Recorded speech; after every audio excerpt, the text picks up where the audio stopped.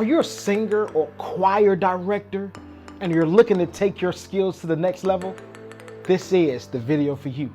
Let's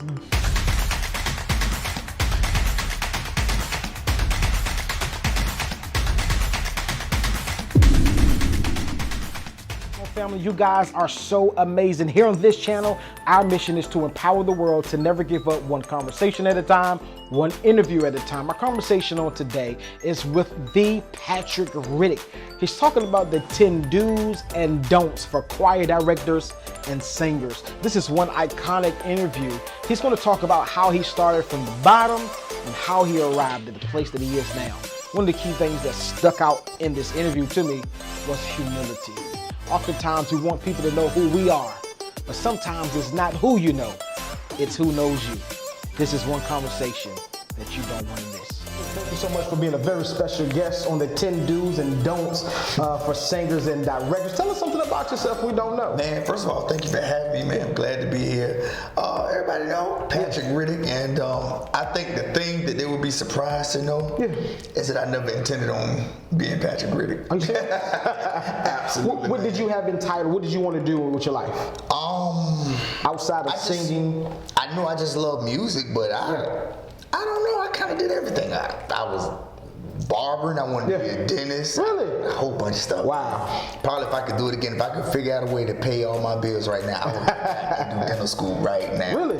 Why is that? That's always been a passion of mine. Gotcha. Always been a passion. Now, what made you have that passion as far as dental life? I think I really came to love it when my mom was the office manager for Holly Family Dentistry in Portsmouth. Okay. So being around that, my first job was working in the lab, sterilizing instruments, and sometimes he let me come in and assist him when he was working, and it was just fascinating to me. But I just didn't really. I think I needed, if I had that village to push me to really like STEM, your sciences and stuff. I didn't. I was more of a liberal arts student, so I think that's what. So it came natural. Yeah, and I think if I had did that, I kind of probably would have kept doing it. But so what helped you, molded you, or get you to the place where you are now, as far as music? Oh man, well my mom and my grandmother were singers. They were the popular. So was it sketched into your bloodline? Yeah, they were the popular lead singers at the home church and stuff. So music was always going on. Gotcha. And then as a preteen and teenager, growing up in New Jerusalem, I guess Bishop and them kind of saw that.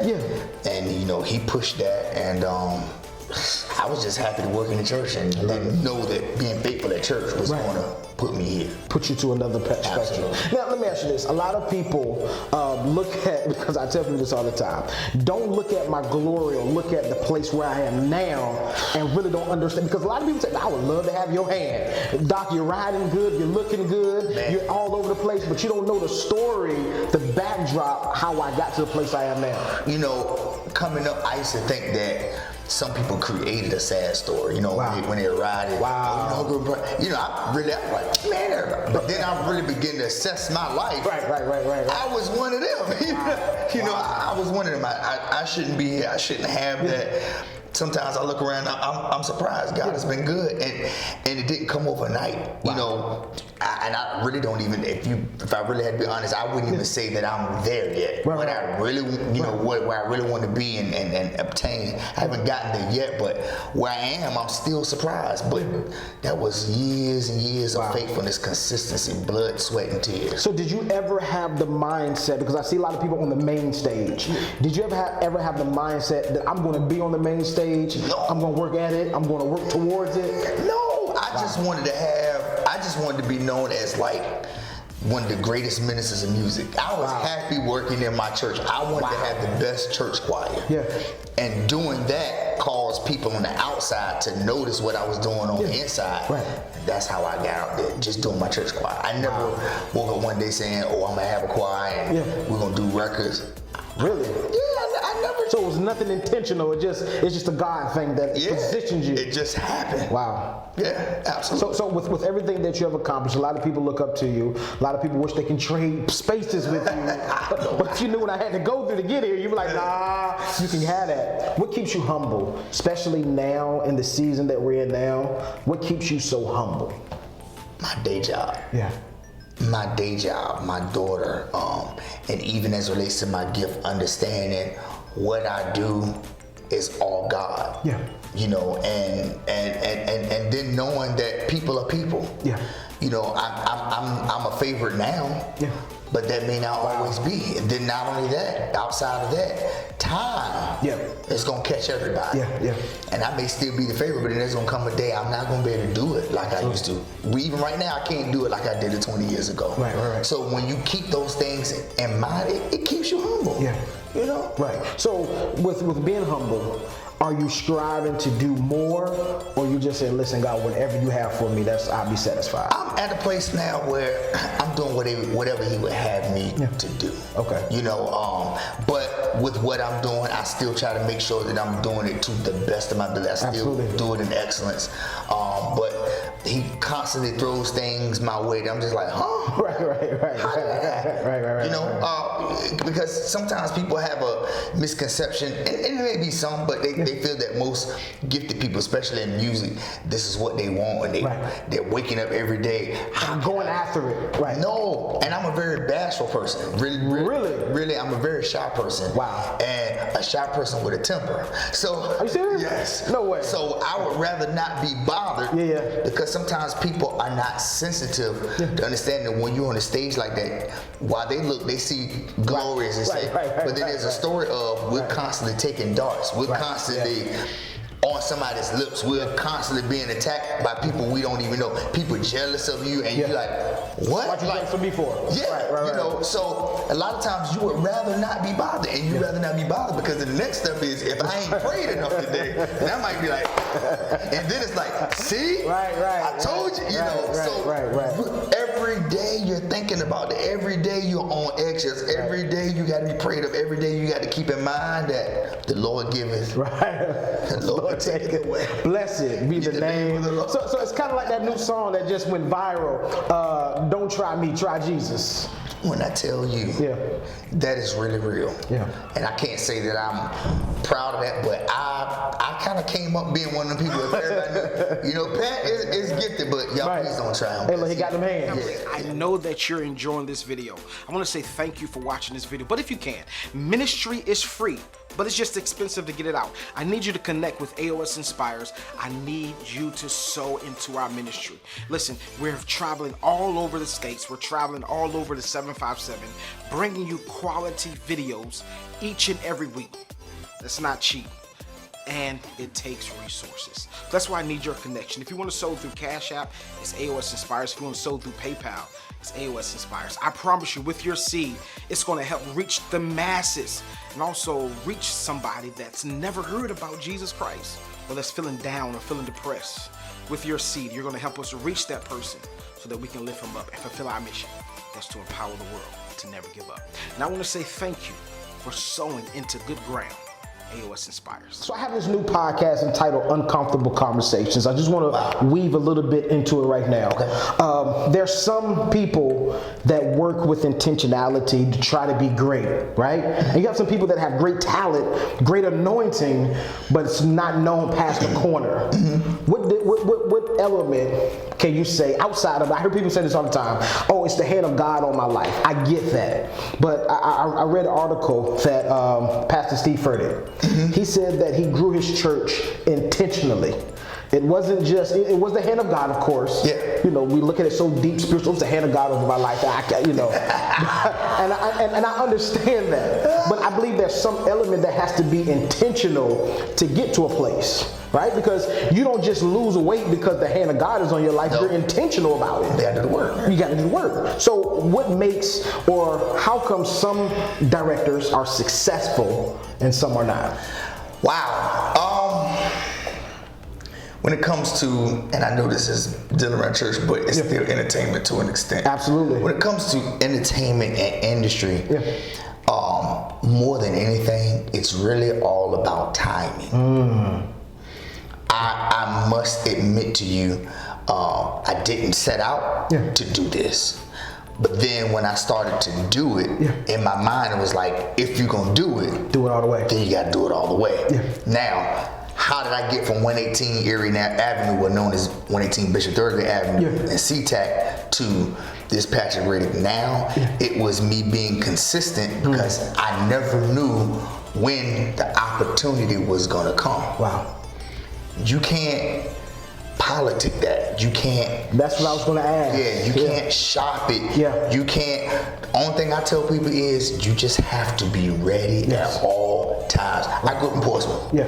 I went to church in the middle school, and from what I understand, church in the middle school is still that middle school. Right. When I was coming up in the 90s, we fought for real. Yeah. And you didn't know who didn't like you. Right. You didn't know who was gonna fight you. Right. You just had to be ready. When you got off that bus and walked in the commons area, you had to be ready. Right. It's the same way. I just conditioned myself to say, hey, I don't know what's gonna happen. I'll just be ready in mind. You know, it's nothing better than when I'm directing or doing something and she's in the audience, she's smiling away. I love it. That's my biggest. And do you ever have her on stage with you? I'll pull up there in a minute. Can she sing? She really can. Okay. And she got it honest. Her mom was one of my #1 sopranos, man. So she got it on both sides. Okay. She picks up things. We ride in the car. I don't care what kind of music it is. She hears that line. She got it. Are you serious? Yeah. Wow. Yeah. So she gets it honest. She gets it honest. So now let me ask you this. A lot of people, basketball stars, they have a full court basketball court in the backyard, right?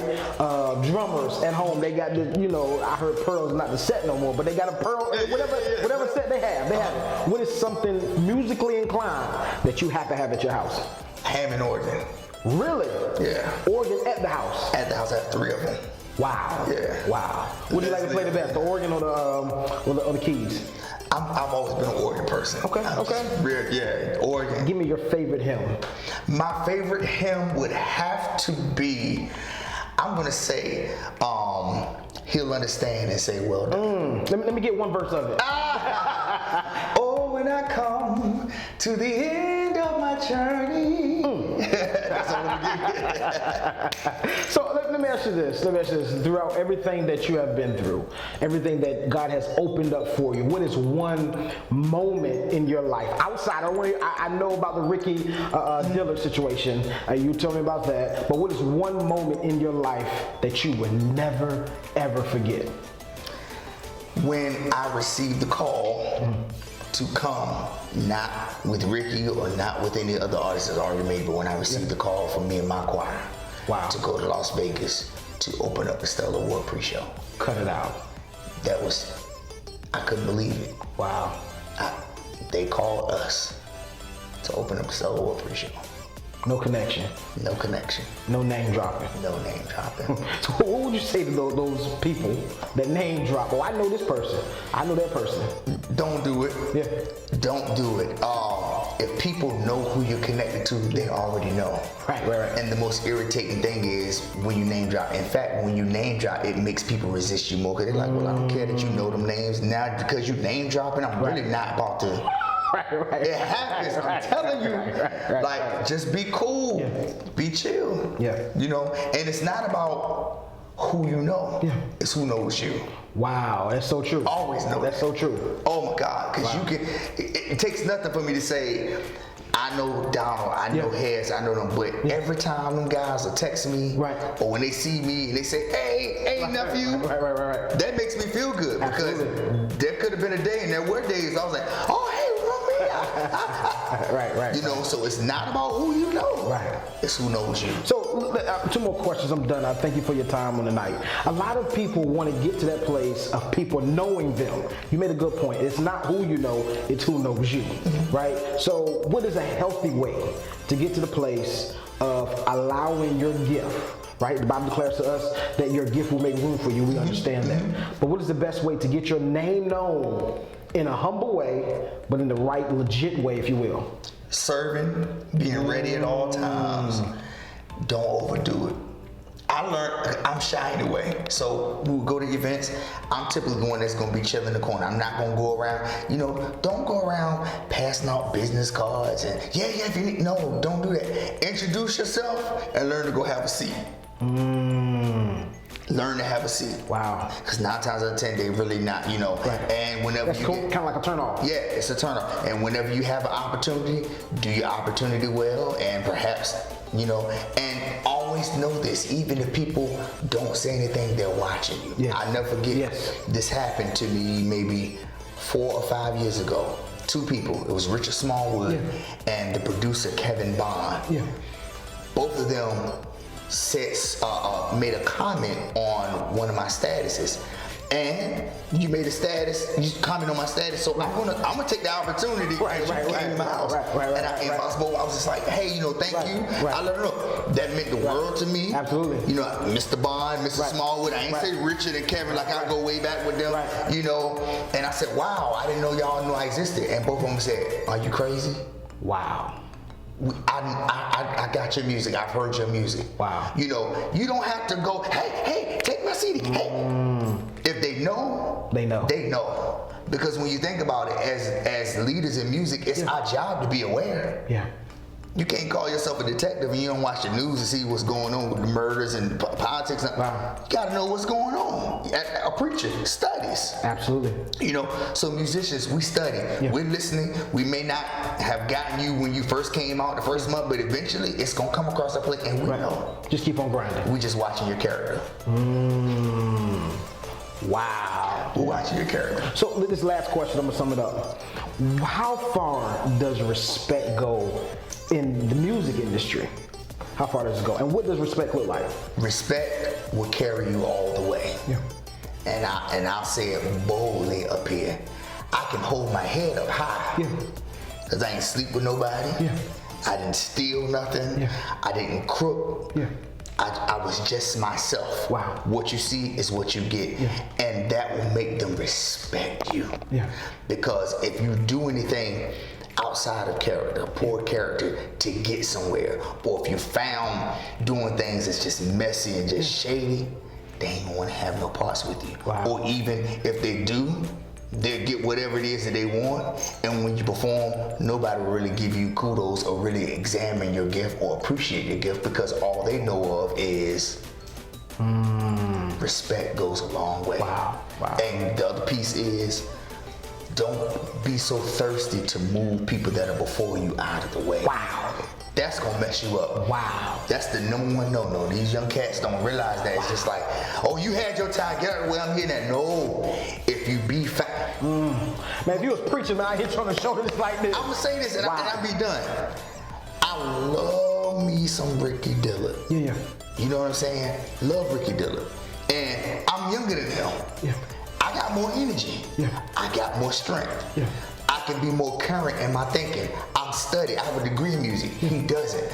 But I would never work to try to move him or replace him. What I do is I'm working to try to keep him up there because I'm still a fan of him. And in me trying to help him and keep him where he is, people see me and they respect me. And they say, you know what? We see you, man, because you help your pops. Or we see you because you help this person.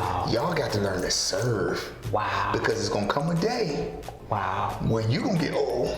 And either they're going to be trying to help you remain, or they're going to be happy to see you go. Wow. The choice is yours. It's all in how you start now. That's huge. Serve. Serving is the key to open doors. Got to. I can't wait to get into the 10 do's and don'ts. Man, let's do it. Let's go. I'm going to talk about the 10 do's and 10 don'ts now. I got to preamble, y'all. I'm a choir man, so a lot of what I'm going to say to you is really representative of, from a choir director standpoint, and perhaps a choir singer. But a singer is a singer, so a lot of this stuff, even those who may not be choir singers, you'll be able to apply. I would say the first thing that you have to do is study your music as a leader and as a singer. A leader in particular, because you never want to get up before the people that you're leading and you're not prepared. They're depending upon you to get what they need to be successful in the performance / ministry opportunity. So if you come in with a song that you haven't learned, I know sometimes we get burned out. I do it myself now after 20 some years of doing it, but overall people can tell if you know it or not. And you cannot hold the choir to something, or the group to something, or another singer to something that you yourself have not done. So number one, study the music. Know every part, know every word, know every melody, every pitch. Know the key that it's in. At least be able to tell the musician what key it's in, okay? So that's definitely gonna be my number one. Study your music. Number two, constantly develop your own instrument. If you're a choir director, and I'm going to be really candid, there are a lot of choirs out, and there are some choirs where some people, they really think they have it and they don't. Have you ever heard a group or a choir just like, they're good, but it's just not hitting it? This is the reality.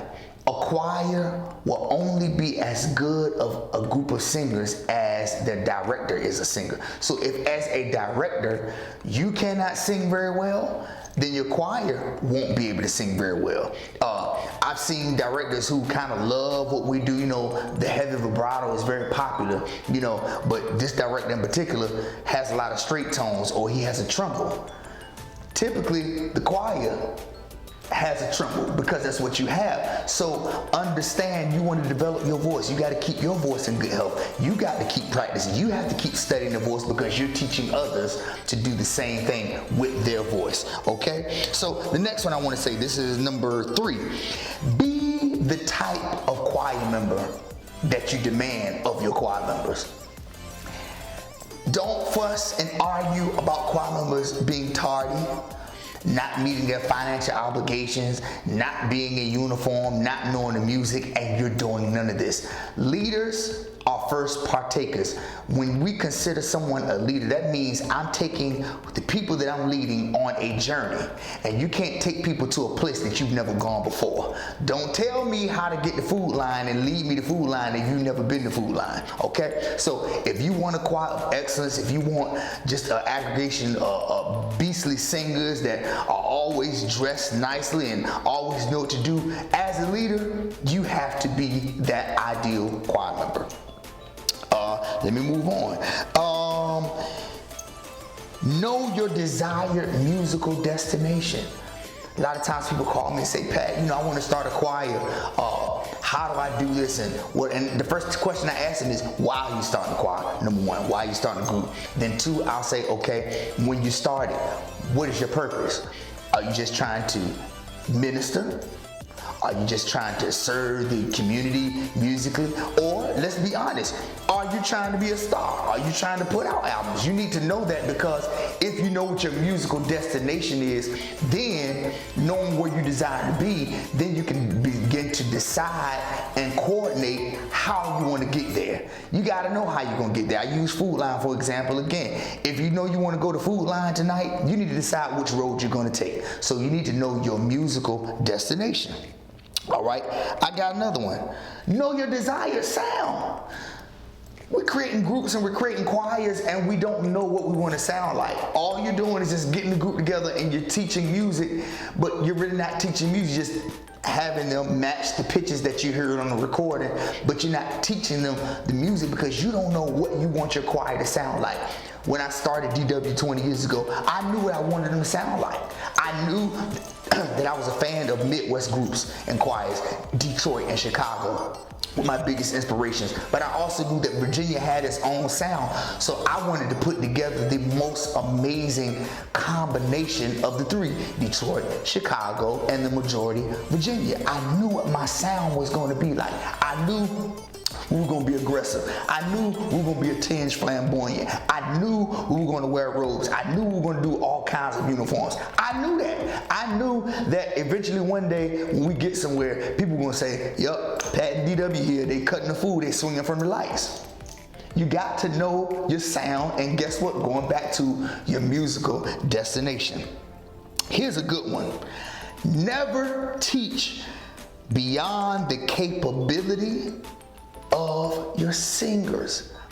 I tell singers all the time, and choir directors, they call me, I'm saying, you know, if you have a bunch of middle-aged singers that are inexperienced, 9 times out of 10, trying to teach them a song that ends up in those A flats, B flats, and maybe C sharps, they're not going to be able to do it. You have to do things that are within the scope and the reasonable capability of your singers. There's no sense in taking singers that may not be able to retain a lot of those unconventional harmonies and melodic lines. You know, those chords that don't resolve on a traditional 1 or traditional 5/7. You know, sometimes they may resolve on a 2 or some kind of 13th with a flat. I don't know, you know, that jazzy stuff. Your average church singer, their ear's not developed to understand that. So don't go and start teaching them a bunch of what you hear on the radio, and they don't even have the capability to execute that music properly. Stay in your lane, teach and that does not mean that you limit them, but find a way to build up to where you want them to be so that you can sing the kind of music that you want to do. As a leader, understand that your voice, and in particular the singers you lead, are the most precious commodity.